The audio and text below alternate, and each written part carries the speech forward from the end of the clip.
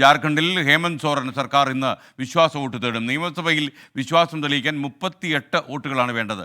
45 ആൾക്കാരുടെ പിന്തുണയുള്ള JMM അങ്ങനെ അവകാശപ്പെടുന്നുണ്ട്. ബൽറാം നെടുങ്ങാടി ഈ വാർത്തയുടെ കൂടുതൽ വിശദാംശങ്ങൾ നൽകുന്നു. പറയൂ ബൽറാം നെടുങ്ങാടി.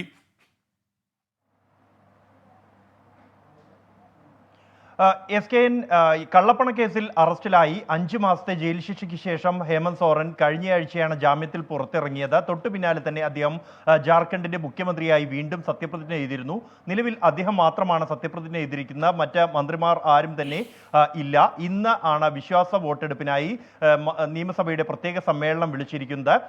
ഈ സമ്മേളനത്തിൽ വിശ്വാസ വോട്ട് തേടിയ ശേഷമായിരിക്കും മറ്റു മന്ത്രിമാരെ തീരുമാനിക്കുക എന്നാണ് JMM നേതൃത്വം അറിയിക്കുന്നത്. ജാർഖണ്ഡിനെ സംബന്ധിച്ചിടത്തോളം 47 അംഗങ്ങളുടെ പിന്തുണ ഹേമന്ത് സോറന്റെ JMM നേതൃത്വം നൽകുന്ന ഇന്ത്യ സഖ്യ സർക്കാരിനുണ്ട്. 30 പേരുടെ പിന്തുണയാണ് NDA സഖ്യത്തിന്, BJP നേതൃത്വം നൽകുന്ന NDA സഖ്യത്തിനുള്ളത്. എന്നാൽ ഈ ലോക്സഭാ തിരഞ്ഞെടുപ്പിൽ 5 MLA-മാർ രാജിവെച്ച് മത്സരിച്ചിരുന്നു. അതിൽ 4 പേർ ജയിച്ചു. ഒരാൾ JMM-ൽ നിന്നും രാജിവെച്ച് BJP-യിൽ മത്സരിച്ച സീതാ സോറൻ മാത്രമാണ് പരാജയപ്പെട്ടത്. ഒപ്പം തന്നെ 2 പേരെ JMM സസ്പെൻഡ് ചെയ്ത സാഹചര്യമുണ്ട്. ഇരുവരും വിട്ടുനിൽക്കും ഈ തെരഞ്ഞെടുപ്പിൽ, വോട്ടെടുപ്പിൽ നിന്ന് എന്നാണ് അറിയാൻ കഴിയുന്നത്.